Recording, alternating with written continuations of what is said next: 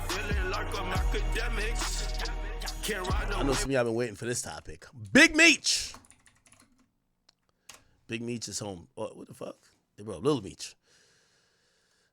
Big Meech is home, people. Apparently he's officially out of prison, that is, but is not completely out, free into the world without any type of, supervision. He's now in a halfway house. If you guys don't know what a halfway house is, usually after you've served prison time for a certain amount of time, they will then transition you back into society. And a part of transitioning you back into society, because prison is usually just not a very, even though it's meant for rehabilitation, the way how people get and have to survive in prison isn't meant for an easy transition back to the free world. So they create something called a halfway house. So you go from prison to a halfway house, and that kind of ingratiates you with society, that by the time you get back to being completely free, you're not still moving like prison. Like there, So Big Meech has been moved to a halfway house, which means that he'll be, I think, out of prison in the next year or so. Now, what does that mean? Usually a halfway house, sometimes they'll allow you to have a job where you could go somewhere. You could go into real civilization and go have a job. You just have to come back. You have to sleep there. Or you could go visit family. So you could do regular stuff. You just have to still sleep in the halfway house and spend some time there, which is very different from being in prison, because in prison you can't be like, yo, I'll be back. I'm going to go holler at Keisha and them. Nah, it don't work like that, right? So a new picture has emerged of him clearly being in a residential space around, some guy, and we don't know exactly what this is, but it looks like it says some type of business.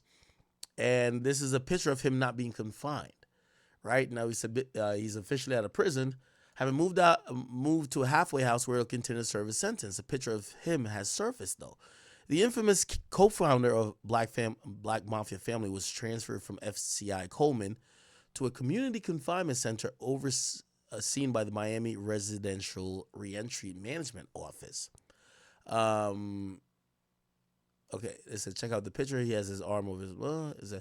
As you know, Big Meech was arrested back in 2005 on charges of drug trafficking and money laundering, and sentenced to 30 years in prison. Earlier this year, a judge shortened his sentence about 3 years. It's hard to say when he'll be free to re-enter society, but he's no longer in federal prison. Now, I'm going to tell you another reason why I think, the streets are completely stupid. Now, granted, his reason or, his thing of being in the street was never because he wants to kill people and be gangster. That was his way to make money. He was selling drugs, right? But generally, I just want to say, of course, because I denounce street life a lot of times. Y'all know what it is watching me. I'm going to tell you another reason why the street is so stupid. This guy, essentially, at least from what I know, he got arrested in 2005. I'm guessing, he had a 27, 28-year sentence. It got shortened by 3 years, right? And essentially, people are now asking if he snitched because they want to know if they should give him the respect of doing all that time in prison. And this is why the streets are so stupid to me. This guy's lost 20 years of his life. And you know what people care about? Did he tell? Huh? Like, who tells and gets 20 years? How does that work? But now, this is the new thing that he's going to have to deal with and tackle. I've been seeing this happen, and let me look at it. Big Meech. Okay. Everybody's saying, did he snitch to get out of jail? Oh, look at this. Some guy named Cuffy says, this is how Big Meech cooperated against me to get less time. Let's.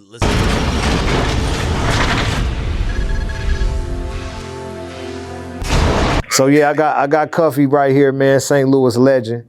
You know what I'm saying? And I know people heard me speak about Meech's paperwork situation with the last interview that we had, and a lot of people had a lot of stuff to say. They don't believe it, Blue's hating. You know what I'm saying? And when I went back and I looked at everything, I was like, you know what, bro? It's only right and only one way to really do it. only one way to really do it and just let Dog speak for itself. So I wanted him to call in, and this is him calling in during the interview. Go ahead, Cuff, man. You can introduce yourself and take the flow. Blue, my nigga, what's up, man? Yes, sir.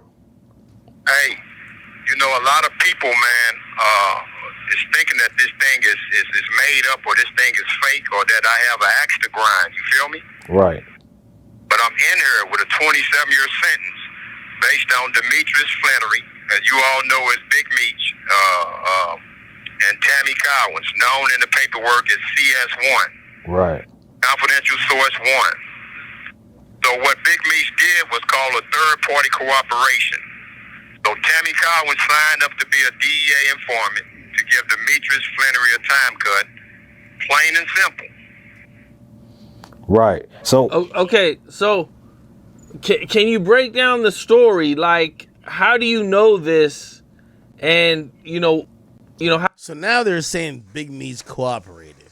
Again, I don't give a damn, but apparently this guy is coming home and he's coming home to mix like reception. So Big Meech is coming home to people loving him, right? I also gotta, I always assume that sometimes, I know we have people who know exactly who Big Meech is. I know somebody I'm like, who the fuck is this muscular nigga with tats? So I'm gonna try to give y'all. We're gonna go over some of what he's kind of done. This is a guy who kind of impacted the music game, the hip hop game, and this is why we care about it. But also the streets. A guy who was so wealthy through the drug game and had interest in music where you saw rappers getting down with him and people have given him credit for even, spearheading the career of somebody like even like Young Jeezy. But this was a guy who supposedly, as much as what people think about drug dealers in terms of ruining their community, they actually look at this guy as this guy was promoting a lot of commerce and money exchanging hands, like the economy in the hood, because he wouldn't just get the money and just get out of there. You know what I mean? He was the guy who, he had the strip club lit. He was spending, he was having these cars. He would spend money back in the community. And, that becomes a double-edged sword because then people kind of excuse, well, I know he's selling drugs or allegedly selling drugs. I guess not allegedly, he got the sentence. Selling drugs, but, this guy he's bringing money here, right? So it's a very interesting way how people look at Big Meech. They don't look at him, and I guess it's all drug dealers, because people look at El Chapo as almost like a hero. Like, nah, man.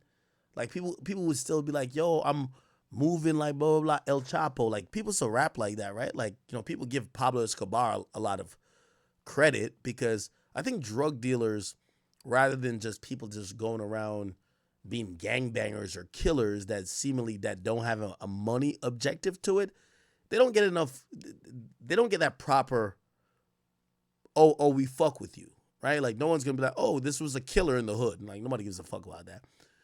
But if it's someone who, was just trying to get it just in an illegal way, as long as he wasn't like fucking demon like Alpo, right? Anyway. How'd you come upon this information? how do you know? How do you came upon this information, though? We were rewarded what's called a Franks hearing. It's based on a case called U.S. versus Frank.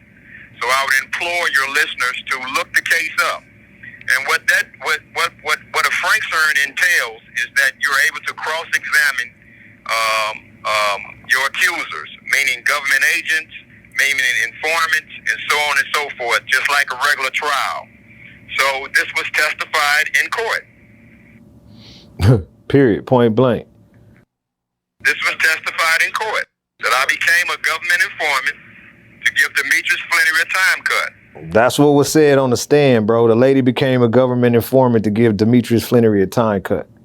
But I think people would ask a question of this, though. This is okay. I'm trying to break this down. This feels very complicated. I would call Wack to kind of. You want me to call Wack? Let me call Wack. I know Wack is probably busy on Clubhouse. Shout out to my guy Wack 100. Wack 100. I'll see if I call Wack and see if he give me a. Well, he on the West Coast, so it's not that late. I don't like calling people too late. He's probably busy though.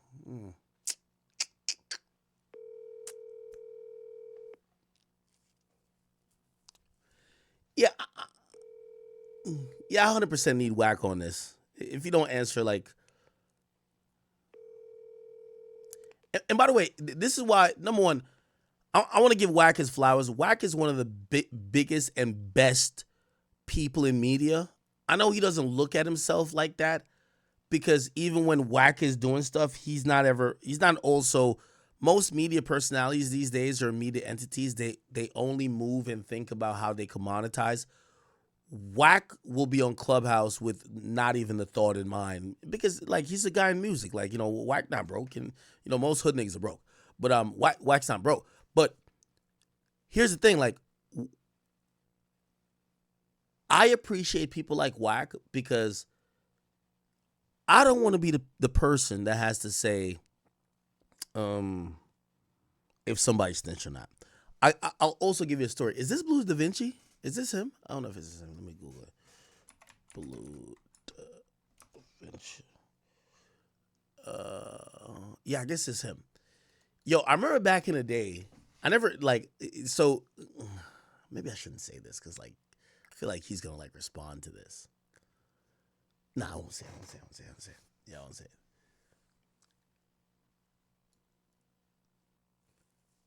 Wack was on. All right, let's just look up what he said on Clubhouse. Wack 100 Clubhouse.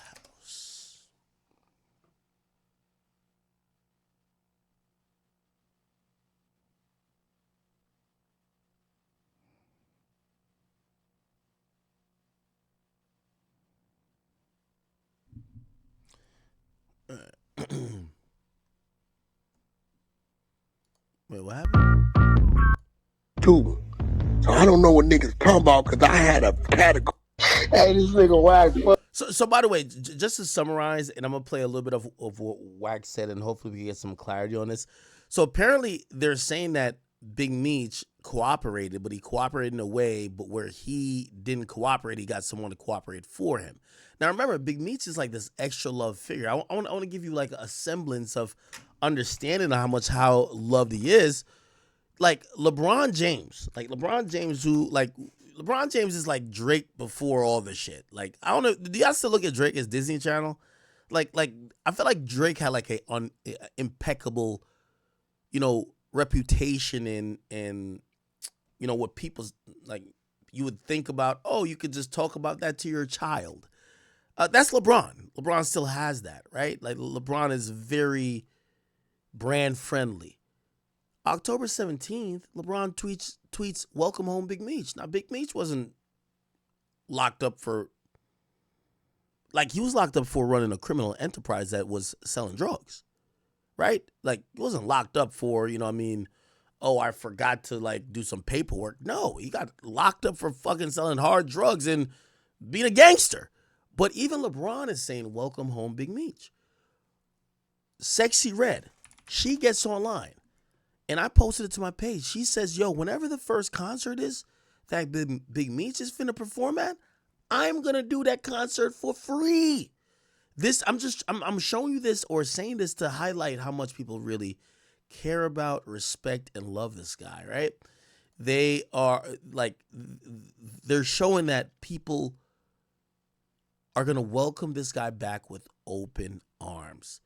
And this doesn't happen. I don't want you to think that this happens to every dude that was a street dude, because it doesn't.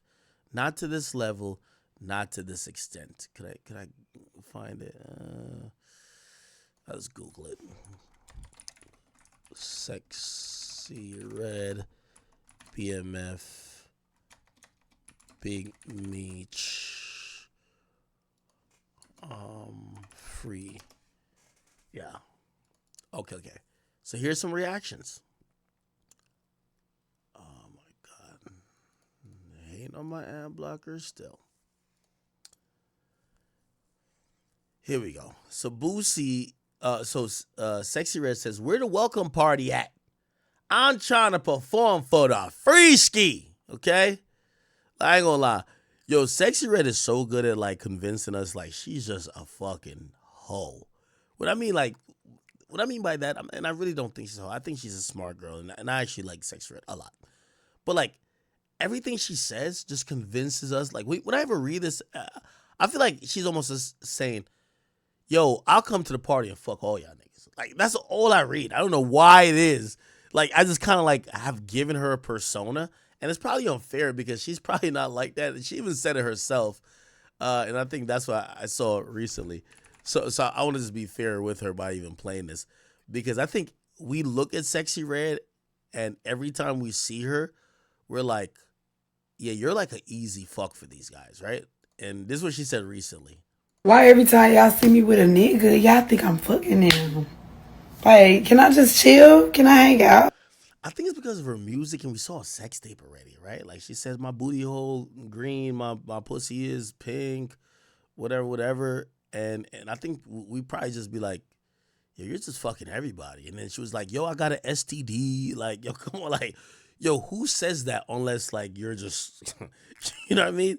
So I do think it's her content, her music, and some of the content she put on social media. We just think she's fucking everybody, right? Like she took a picture with Gucci third leg, and everybody was just like, yeah, you fucked him. Stop lying. You know what I mean? Anyway.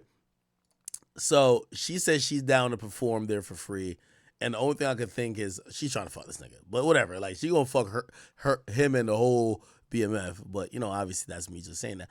Anyway, Lil Meech said, okay, I don't know what he was saying. Let's see if we could pull up Boosie's tweet. What did Boosie tweet? Did he delete it? Oh, he said, "Welcome back, Big Meech, legend." Even though somebody in the comments says, drug dealer who sold poison to her people is now a legend. He will only be considered a legend if he joined us in a neighborhood to help rehabilitate many of our people who are on drugs. He and many like him have a debt to pay to our community. Yeah, everybody's really acting like, yo, Big Meech is, obviously Rick Ross has a song, I think I'm Big Meech, Larry Hoover, whipping work, hallelujah. And I mean, all of that's happened. So yeah, a lot of people really enjoy him coming home. Anyway, let me keep playing. Buddy, this nigga Wack low-key turks on that dick as soon as he said that shit. I had to, bro, runner. What I'm supposed to do? You knew, baby runner, that I didn't fully understand. You knew that, right? And nigga, as fast as this room boom, it wasn't 30 seconds, nigga. I had you on the jack. Nigga, I wasn't playing because I'm hearing what you're saying. And for me not to do what I say I was gonna do, that mean I'm just deflecting. Nah, nigga, hold up, nigga. What's the nigga talking about, bro? So, well, shit, ain't nobody gonna do shit anyway. Yeah, what is this paperwork that they was talking about on this call? Rick Baby and them talking about they got Big Meech paperwork. What they talking about? They been had to work what me and Ghost was talking about.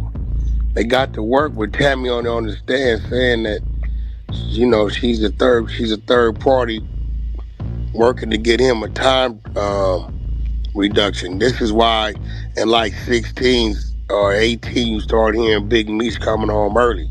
It was based upon the Cuffy situation, and he would have, but because the federal agent that she was cooperating with lining Cuffy up, they took Cuffy. Okay, so let me try to explain in layman's terms. So apparently Big Meech was locked up. Let me see if I can look up his original sentence, right? Big Meech sentenced to... He was sentenced to 30 years in 2008. When was he locked up, though? His convictions was in 2008, but I think he was locked up, arrested in... He was arrested in 2005, got sentenced in 2008. Okay. Here's the thing about, like, this is what I'm saying I'm confused about the streets. He was arrested in 2005, and he was sentenced to 30 years. So